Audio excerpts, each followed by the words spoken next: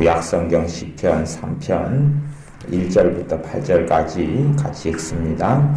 여호와여, 나의 대적이 어찌 그리 많은지요. 일어나 나를 치는 자가 말소이다. 많은 사람이 있어 나를 가리켜 말하기를 저는 하나님께 도움을 얻지 못한다 하나이다. 여호와여, 주는 나의 방패시요 나의 영광이시요 나의 머리를 드시는 자니이다.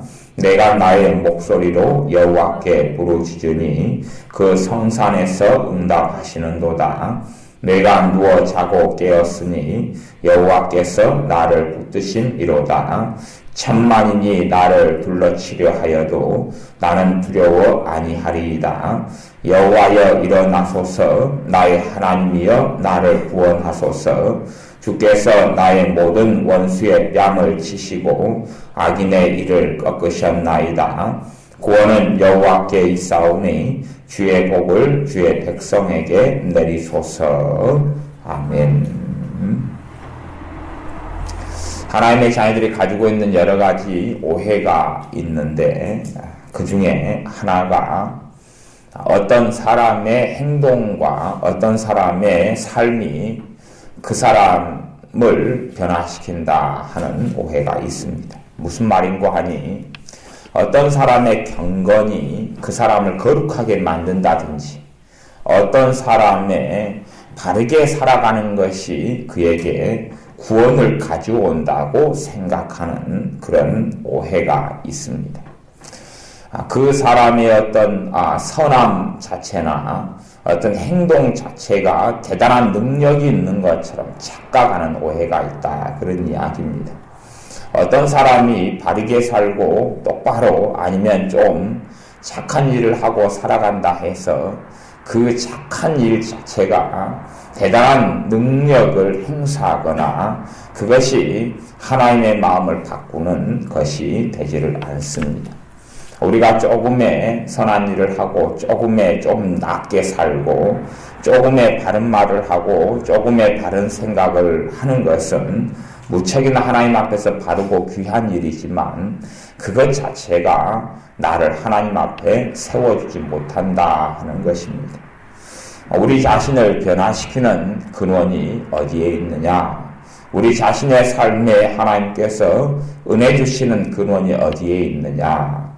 하나님을 찾고 구하는 사람에게 복 주시는 하나님을 누리고 만나고 체험할 수 있는 비결과 근원이 어디에 있느냐라고 말할 때에 하나님 편에서는 하나님의 사랑하심에 있습니다.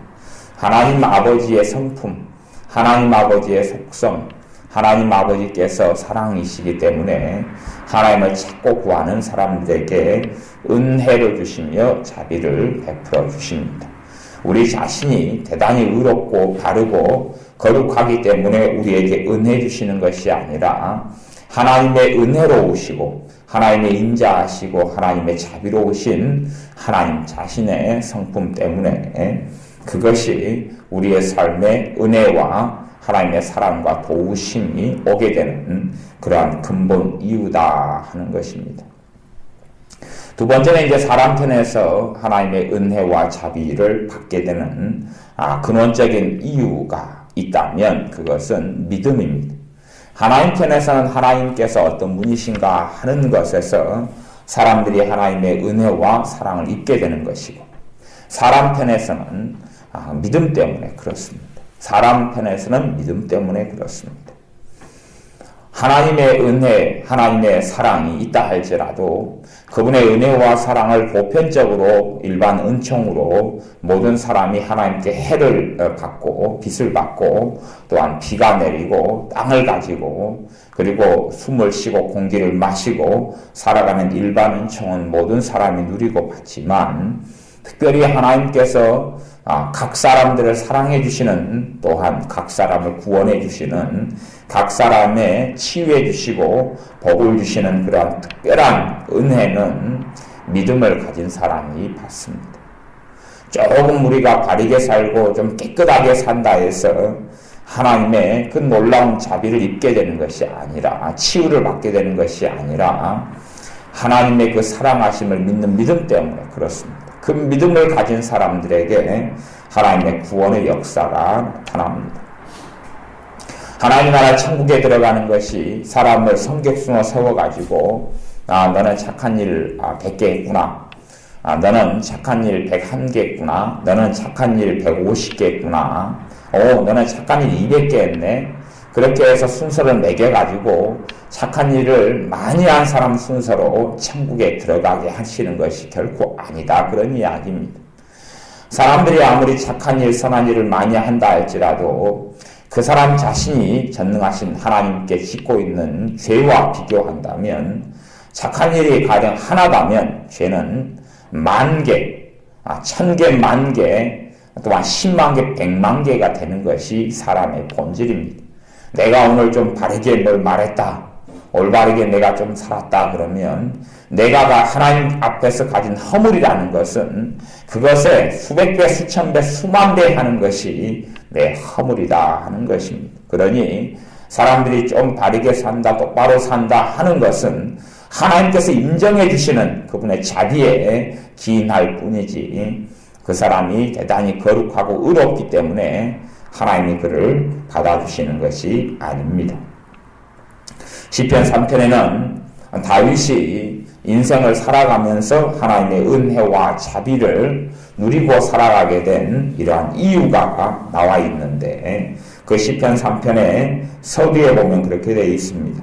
그 시의 배경이 먼저 나와 있습니다. 다윗이 그 아들 압살롬을 피할 때에 지은 시 그렇게 되어 있습니다. 다윗이라는 하나님의 사람이 어느 날 그 사람의 아들이 아버지에게 반역을 일으켜서 하나님을 섬기는 이런 다윗 왕이 도망을 가게 됐습니다. 그때에 지은 시입니다. 얼마나 억울하고 암담한 일인지 모릅니다. 자기 배에서 난 자식이 아버지를 죽이려 하는 것을 다윗이 겪으면서 도망을 가는 것입니다. 그리고 그때에 하나님께 드리는 기도가 시편 3편에 나와 있습니다. 아마 우리 같으면 참으로 힘들고 고통스러운 말도 안 되는 일, 자식이 아버지를 죽이려고 칼을 빼들고 달라들고 자식이 아버지가 가진 것을 빼앗고 죽이려고 달라들고 아버지를 쫓아가고 아버지는 도망가면서 하나님께 드리는 기도가 나와 있습니다. 우리는 그런 일을 겪고 나면 하나님을 섬기는 자녀들 가운데 대다수의 사람들이 하나님을 원망하고 탓하며 또한 비관하며 그렇게 살아가는 것을 선택합니다. 하지만 다윗은 그런 인생들과 같이 살아가지 않았습니다. 그리하여 이 다윗은 하나님을 경배하며 하나님을 믿는 쪽을 선택했습니다. 자식이 배신하여서 아버지인 자기를 죽이려 하고 자기는 모든 것을 잃고 도망가는 와중에서도 다윗은 하나님을 신뢰하는 것을 선택했습니다. 하나님을 믿는 믿음을 선택했습니다. 3편 1절에 보면 여호와여 나의 대적이 어찌 그리 많은지요 일어나 나를 치는 자가 많소이다. 자신의 원수가 인생살이 속에서 너무 많고 다윗 자신에게 고통을 주는 사람이 너무 많다라고 하나님께 고백합니다. 심지어 자식까지도 아버지를 죽이려 했는데 얼마나 그 외에 다른 사람들은 많이 있었겠습니까? 굉장히 많이 있었습니다.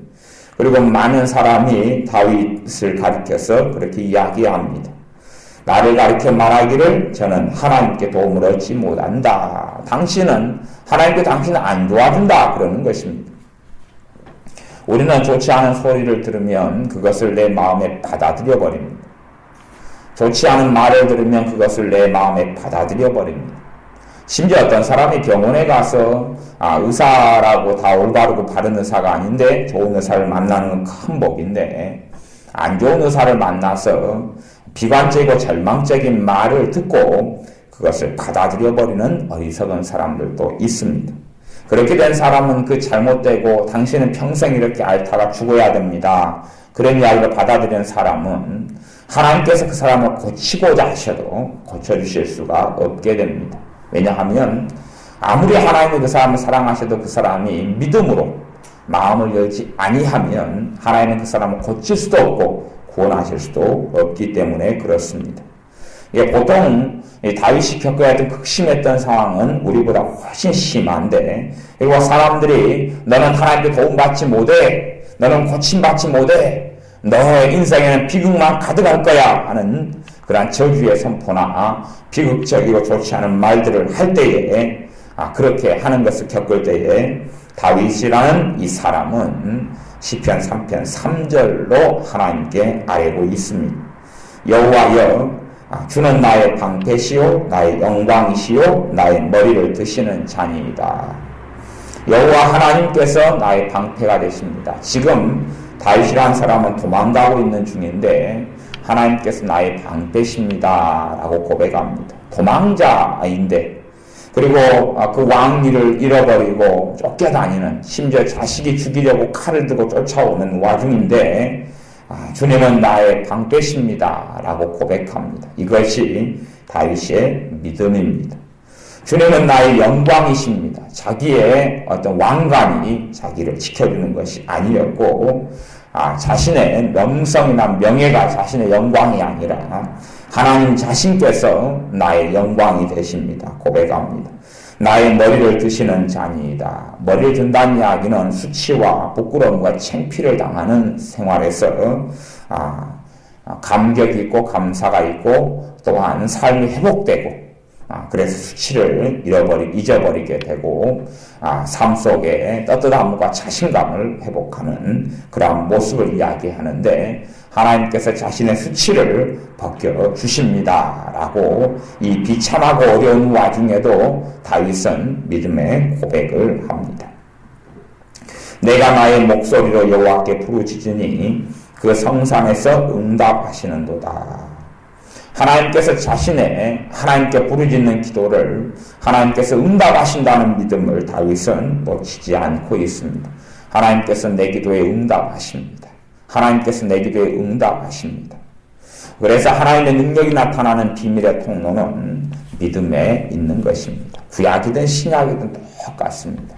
어떤 어리석은 사람들은 구약은 율법 시대, 신약은 믿음 시대 그러지만 갈라디아서나 야고보서의 말씀에 보면 구약이든 신약이든 믿음과 행함이 같이 같다는 것을 알 수가 있습니다. 또한 구약 시대에도 믿음으로, 의인은 믿음으로 살리라 했던 하박국의 말씀처럼 구약 시대도 당연히 믿음의 시대인 것을 알 수가 있습니다.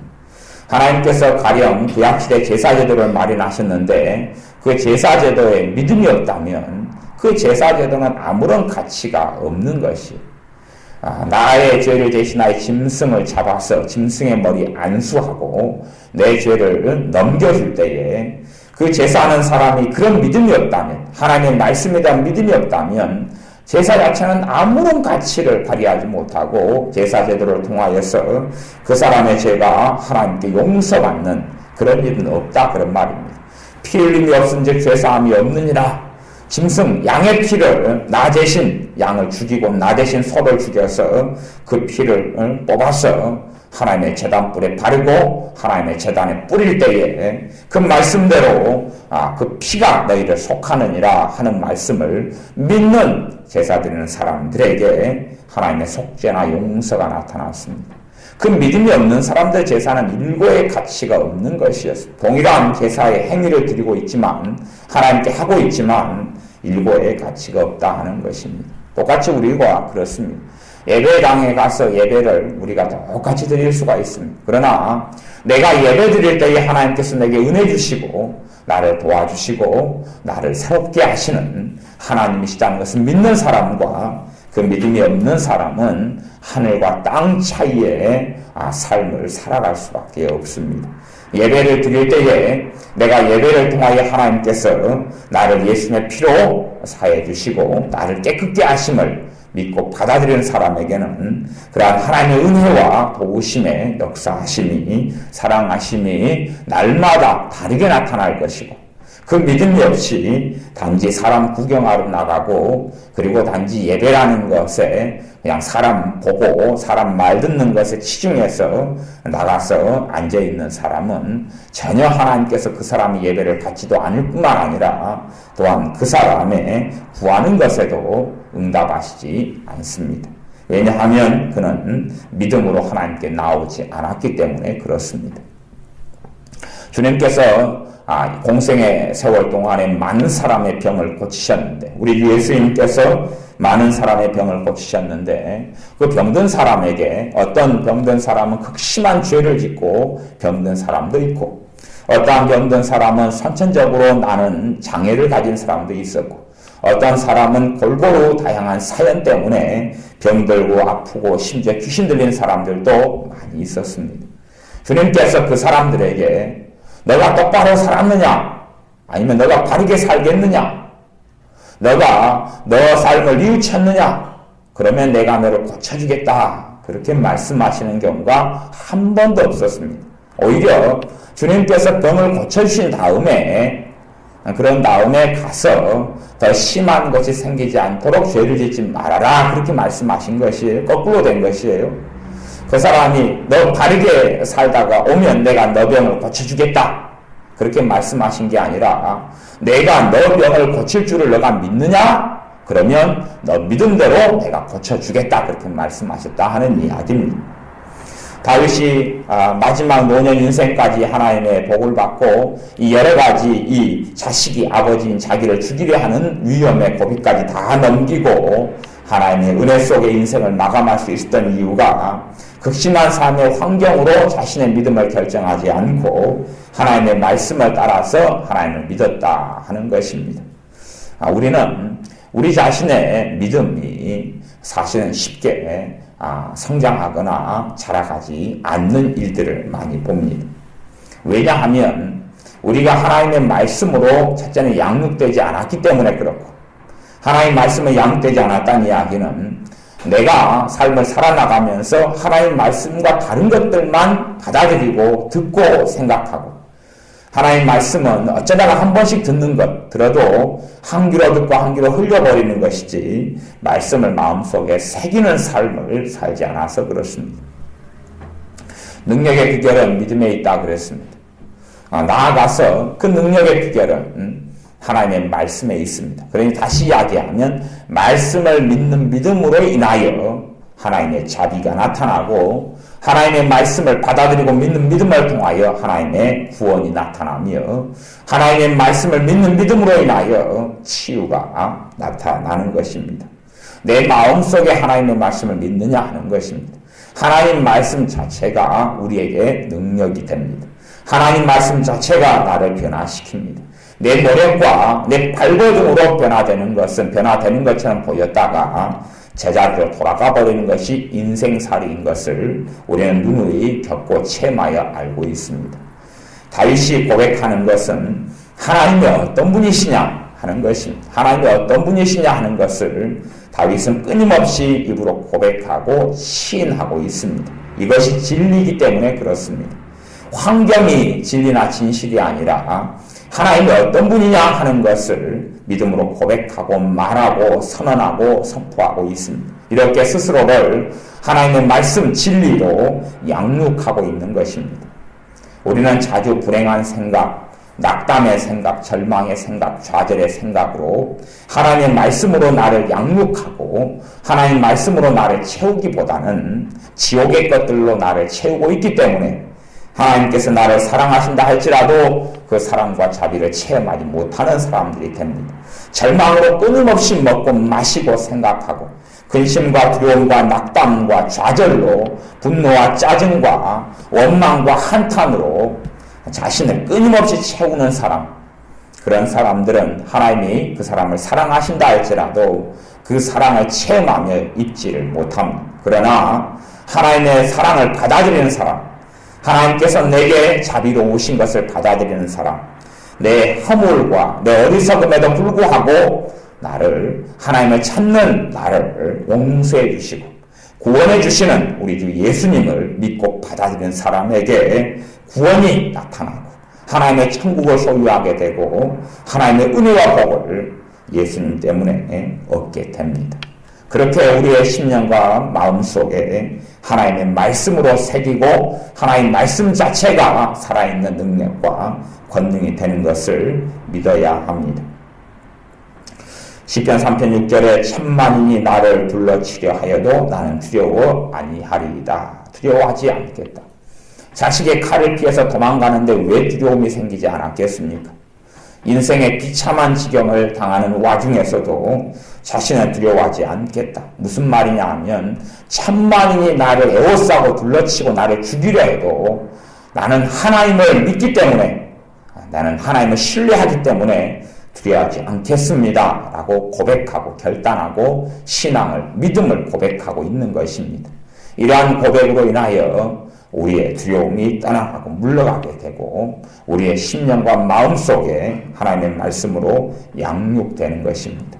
우리의 생활 속에 하나님의 말씀을 진리로 고백하고 하나님의 말씀을 말하고 신하고 인정하면서 우리의 마음에 불신앙이 떠나가고 우리의 심령 속에 믿음이 역사하기 시작합니다.